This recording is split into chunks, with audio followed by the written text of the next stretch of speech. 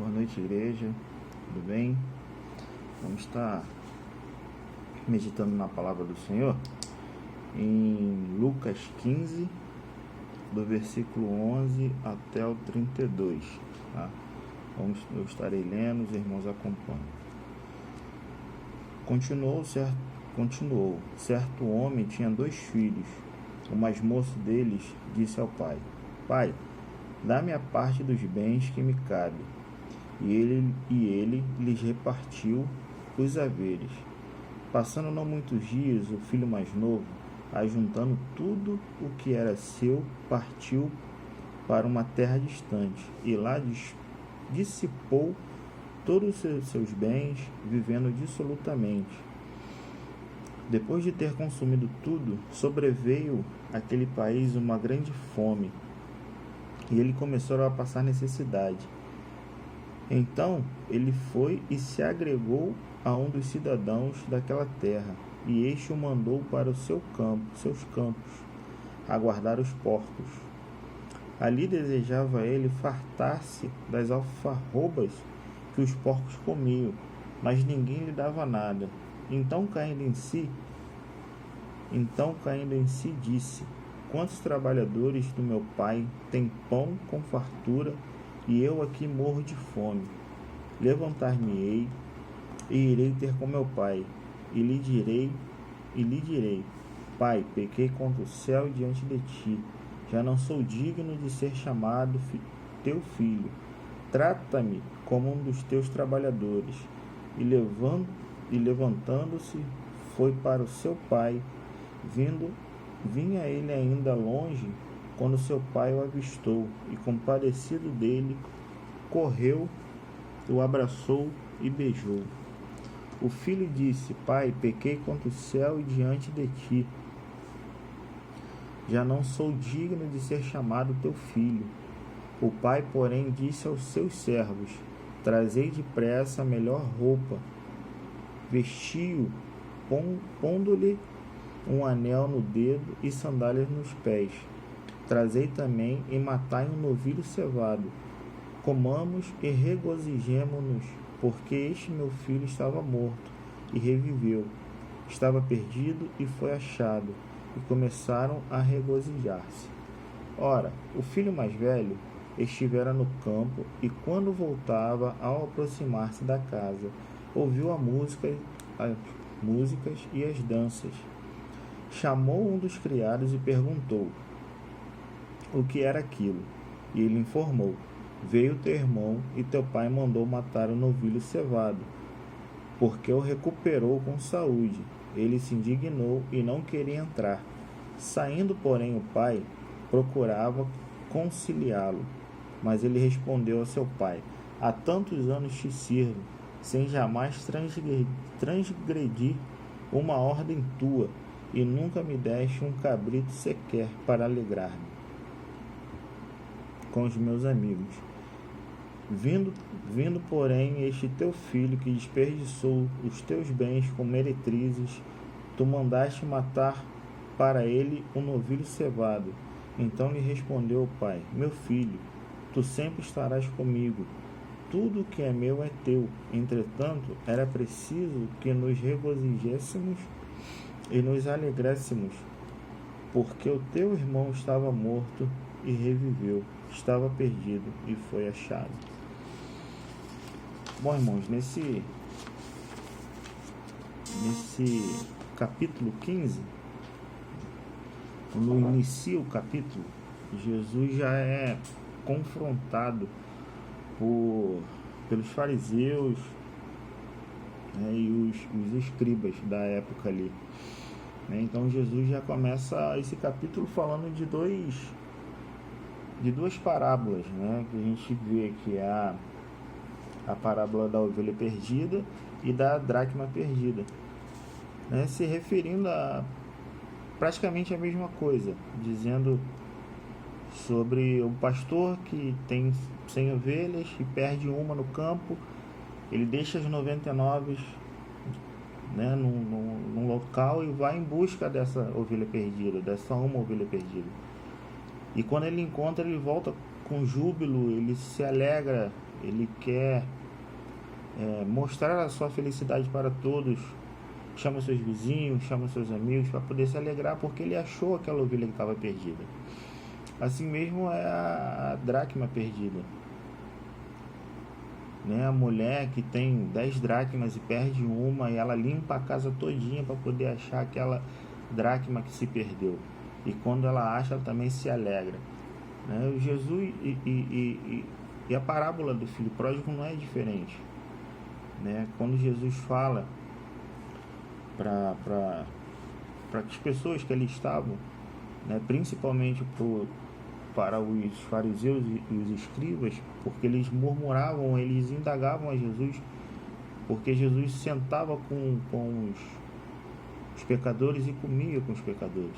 Então Jesus, quando fala, quando traz essas parábolas, ele está falando diretamente para essas pessoas, né?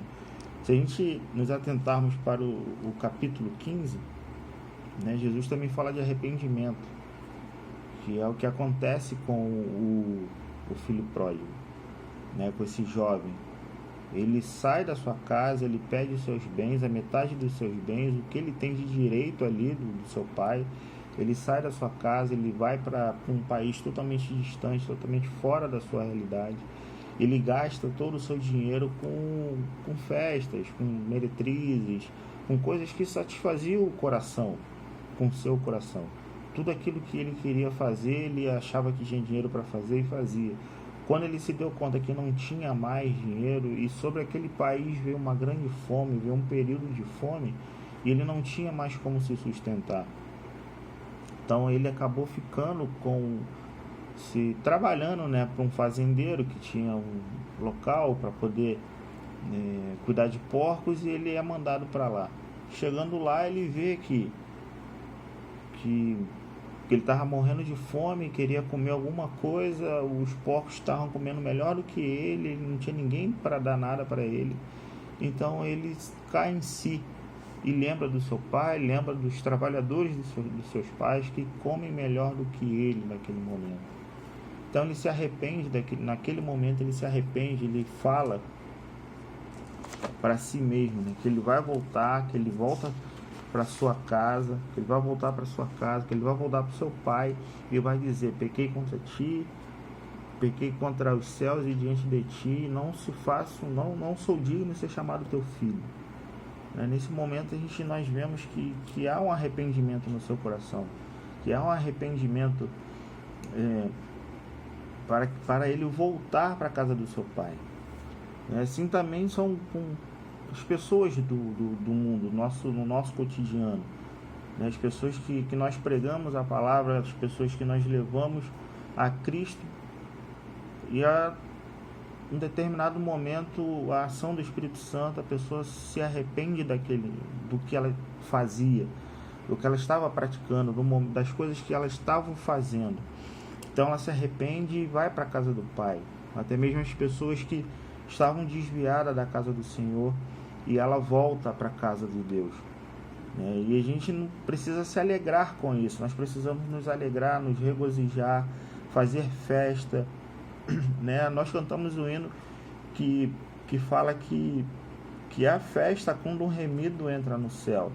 Não é só no momento da morte, mas sim também no momento do arrependimento, da volta para casa, da volta para Cristo, de caminhar segundo a vontade de Deus, né? Nós devemos nos alegrar nesse momento, nós devemos levar a nossa alegria, transparecer a nossa alegria para tudo. A gente não devemos ser como o irmão mais velho, que está sempre na igreja, que está sempre trabalhando, que está sempre fazendo tudo, que está sempre vivendo a lei, vamos dizer assim, e quando vemos uma pessoa retornar para sua casa, que a igreja está alegre, a gente não deve ficar chateado com isso ou com aquilo. É o que o irmão pegou um cargo e eu não tenho um cargo. Entendeu? Nós devamos nos alegrar, porque se nós caminhamos com Cristo, nós fazemos as coisas que Deus manda nós fazermos, que nós vivemos a Bíblia como devemos viver, nós devemos nos alegrar, nós devemos ficar chateados, porque tudo que é de Deus também é nosso. né? A palavra de Deus diz que nós somos herdeiros e co-herdeiros de Cristo. Então nós temos a nossa herança, nós já temos o nosso galardão. Não devemos ficar chateados porque um irmão se arrependeu e voltou para casa e que ganhou um determinado cargo, determinada situação na igreja que você almejava, né?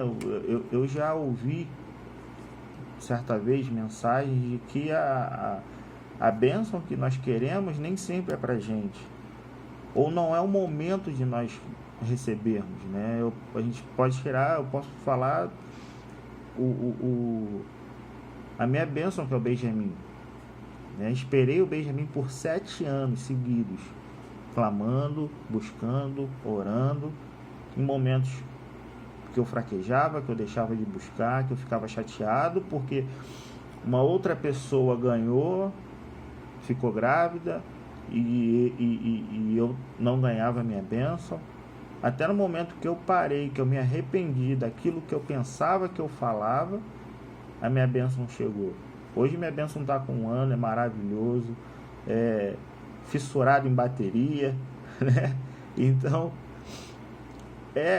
as coisas acontecem num determinado momento, no momento que Deus quer para nossas vidas. Não adianta a gente querer buscar antes ou querer fazer com as nossas próprias mãos. Foi o que aconteceu com um jovem moço. Ele quis a herança dele antes, no momento que não era oportuno para ele. Ele pegou, saiu, foi para outro país, foi para outro local e chegou lá, ele viu que não era nada daquilo, que gastou todo o seu dinheiro, não conseguiu investir em nada, não ganhou mais dinheiro, e sim ele perdeu praticamente a sua vida.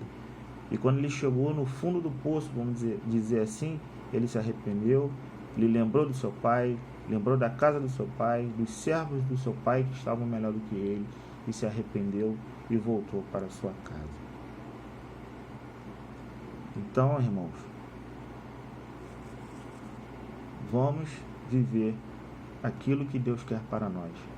Não vamos tentar viver nada fora, nada longe da casa do Pai. Vamos viver somente na casa do Pai.